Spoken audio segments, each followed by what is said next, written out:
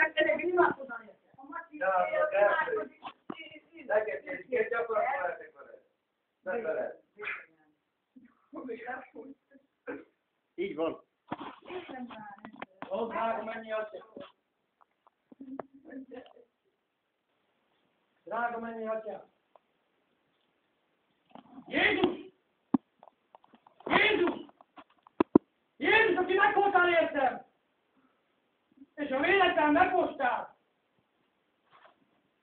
Antikrisztus szelleme! Mértékesség szelleme!